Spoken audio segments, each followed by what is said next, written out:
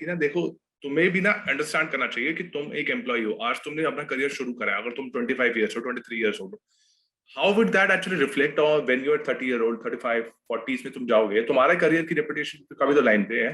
तुम्हें इस चीज को अंडरस्टैंड करना चाहिए कि not just from an employer perspective, तुम सिर्फ अगर एक एम्प्लॉय पर्सपेक्टिव से भी देखते हो, तुम्हारी मार्केट में वैल्यू है आज की डेट में, because of internet everything is has become so personalise. तुम एक प्रोडक्ट हो, एक इंसान आज की डेट में एसेंशियली एक प्रोडक्ट है, and because you are a product, if people give you a bad review, तुम्हारा नाम मार्केट में खराब होता है। अगर तुम जो है 4 लाख की महीने की सैलरी उठा सकते थे, तुम 4 लाख की जगह तुम्हें 1 लाख 1.5 लाख की सैलरी उठानी पड़ेगी, क्योंकि जो है ना पीपल डोंट ट्रस्ट यू, तुम्हारी वैल्यू डाउन हो रही है उस तरह से सोचना चाहिए। See, that's for sure. I think, और साथ में every employer has to become a good employee at first. इसमें मैं मानता हूँ कि if he's not a good employee, he cannot be a good employer. That's like 100%. मतलब क्योंकि as an employee he'll have to be disciplined. पता है उसको, भाई साहब मैं लेट नहीं, उसका अगर मुझे 9:30 बजे या फिर 9 बजे ऑफिस घुसना है तो घुसना है, उसके लिए मुझको 7 बजे उठना है तो उठना है, तब वरना तभी मैं ब्रेकफास्ट खा पाऊंगा, तभी मैं सब कुछ कर पाऊंगा. So after he is a good employee, disciplined employee, only then I think he can be a good employer anyway. हाँ, अदरवाइज तुम्हारी कंपनी नहीं चलेगी यार, सिंपल है, मार्केट तुम्हें जवाब दे देगी 2 दिन में, तुम्हारी कंपनी बंद है, तुम सोचते रह जाओगे कि क्या हुआ, व्हाट हैपेंड हियर, कि मैं तो यार इतना अच्छा एम्प्लॉय हूँ, मेरे को बहुत कुछ आता है, बट तुम्हारे जो बेसिक फंडामेंटल्स थे वो सेट नहीं थे, इसलिए तुम्हारी कंपनी नहीं चली। तो अपने आप को पहले डिसिप्लिन करो, अपने आप जो है ना अपने अंदर थोड़ा सा ईगरनेस लाओ, अपने अंदर एक क्या वर्ड क्या होता है यार, अपने अंदर जोश लाओ, अपने अंदर वो फायर लाओ कि जो है ना तुम पहले किसी और के लिए वैल्यू ऐड करोगे, तब तुम डिसाइड कर पाओगे कि जो है ना तुम कोई तुम्हारे को वैल्यू ऐड करे। क्योंकि as an employer also it's very important कि तुम what kind of a example are you setting as an employer, तुम कितना हार्ड वर्क करते हो, based on that your employees work hard. So मैं एक कंपनी में था back in 2020, there's an example. So I remember, on the Slack channel that we had for our internal communication, the founder was, awake till 2:30 a.m. in the night. Ideally, I would not recommend कि तुम ये करो, but again, it shows कि ना how much hard work that the person is actually putting in, कि जो है ना 2 बजे तक भी रात के available है। सोचो इसमें I'll tell you real life में मैं अपना एक्सपीरियंस बताता हूँ. So I was like in my first software development company, I was working on a project and somehow हमसे बग फिक्स नहीं हो रहा था कुछ. ओके, ठीक है. सो मेरा डायरेक्ट मैनेजर जो उस प्रोजेक्ट को मैनेज कर रहा था, ही वाज अ कंपनी का co-founder as well as the CTO of the company. Okay. So he was like a super, like very intelligent person, like IIT Delhi से masters, like bachelors and masters कर रखी थी CSE में. So he was like a very humble person and like I think one of the most sweetest bosses I've ever had in my life. Like I think not just bosses, I think one of the most sweetest person in general. Okay. He was those kind of person. So मेरे से नहीं हो रहा था, तो he knew कि like मैं ही कर रहा हूँ काम and सब जा चुके थे पूरी कंपनी में. So we stayed till 6 a.m. in the morning. Like हम 10 बजे अपने काम शुरू करते हैं, then 6 a.m. in the morning तक हम थे ऑफिस में. And then I was like, sir अब काम अभी भी नहीं हो पाया तो मैं घर निकलता हूँ. तो he was like, हम तब तक कहते चलो हमने को नॉर्मल कुछ थोड़ा सा लाइक कॉफी वगैरह पी मैंने, एंड मैं निकल रहा था. Then I was asking him, sir क्या सीन है, निकलना नहीं है? कहते नहीं यार, कहते 8 बजे की मीटिंग है मेरी ऑफिस में, तो मैं थिंक मैं अटेंड करके ही जाता हूँ. So you can imagine 24 hours मेरे साथ बैठा, trying to help me out to fix a bug. Like it was like almost fixed for sure. उसकी टेस्टिंग ही करनी थी दोबारा से, so it was fixed वैसे. So he stayed like around 24 hours with me, and even after that जब मैं जा रहा हूँ, and he stayed back to do his work. Like as an employer, as a company's founder, he had to stay back, like उसकी responsibilities दोबारा देखनी है उसे.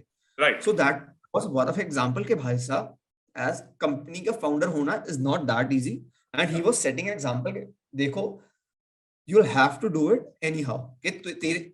And not just that के you can imagine पूरे बिल्डिंग में हम 2 बंदे थे सिर्फ. It wasn't like हम 10 बंदे हैं, 2 बंदे थे, and एक ऑफिस बॉय था, that's it. जो कि like guard, basic not just boy, he was like guard, that's it. और पूरे बिल्डिंग में कोई नहीं था वहां पे.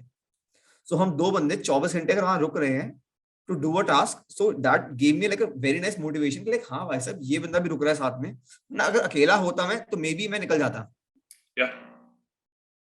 May be I would have given up. या पता है इसमें यार, मतलब इसमें जो है ना ज्यादा सोचने की बात नहीं है, ये कितना ऑब्वियस वाली पॉइंट है कि देखो जब तुम कंपनी के फाउंडर हो ना, तुम नहीं करोगे तो और कौन करेगा? सबसे बड़ा सवाल पूछो. कंपनी तुम्हारी है, ओनरशिप तुम्हारी है, इक्विटी तुम्हारी है, तुम नहीं करोगे कौन करेगा आके? सी कितने कंपनी लोगों के को हायर फाउंडर को तो करोगे? सिंपल सोचने, हाँ कंपनी के फाउंडर को तो हमेशा ही रहता ही है कि लाइक देयर इज लाइक ऐसा कोई भी काम तुम ये कभी नहीं बोल सकते कि ये मेरा काम नहीं है. Hmm, everything is your work as well as nothing is your work at the same time. yeah, सब कुछ तुम्हारा ही है. इफ एग्जांपल अगर लेट्स से तुम्हें लगता है कि आज रिसेप्शनिस्ट नहीं है ये और मुझे कुछ बैठना पड़ेगा थोड़ी देर वहां पे 2-3 घंटे बैठना पड़ेगा, शी इज लाइक डॉक्टर के पास चेकअप के लिए गई है XYZ. सो yeah, अपना लैपटॉप लेके वहां बैठ जाओ भाई तुम. If you don't have that 100%. Kind of work और let's say you have to या तो डेलीगेट करो या फिर do it yourself anyhow. हाँ मतलब नहीं, तुम डेलीगेट भी कितना कर सकते हो यार, जब तुम 10-15 लोगों की कंपनी हो, तुम्हारे पास कितना पैसा है, तुम कितना 100% डेलीगेट या कर सकते हो? पैसा भी तो देखना है ना. या तो तुम्हारे पास अंधा पैसा हो, हम्म. जब तुम फंडिंग उठा लेते हो तो फंडिंग के बाद जो है ना, I believe some founders get to relax की जो है ना, they start hiring almost everyone, जितने भी लोग हैं, to you know, and that's why some of these companies that I have seen, मैं किसी का नाम नहीं दूंगा, that you know end up messing up badly.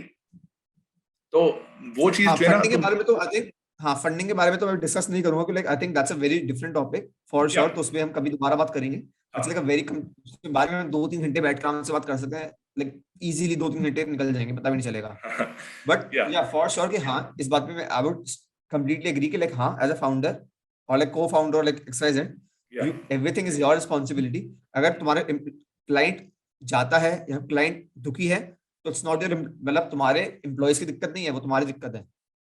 अगर 100%. तुम्हारा कंपनी पैसा नहीं कमाती है तुम्हारी दिक्कत है. अगर तुम्हारे अच्छे एम्प्लॉयज नहीं आ रहे, HR नहीं है, लाइट नहीं आ रही, एडमिन में कोई प्रॉब्लम है, XYZ कंपनी अगर से कोई स्कैंडल होता है, घपले होते हैं पैसों के, कुछ भी होता है, XYZ स्टॉक मार्केट तुम्हारे चक्कर में क्रैश हो रही है, कुछ भी हो रहा है, दैट्स योर मिस्टेक. एम्प्लॉय की दिक्कत नहीं है वो. ट्रू जैसे ट्रू. PNB का जो स्टॉक क्रैश हुआ था, एम्प्लॉयज ने घपले किए थे जो भी था, वो PNB के जो CEO मतलब चेयरमैन टाइप था उसकी दिक्कत है, वो एम्प्लॉयज की दिक्कत नहीं है.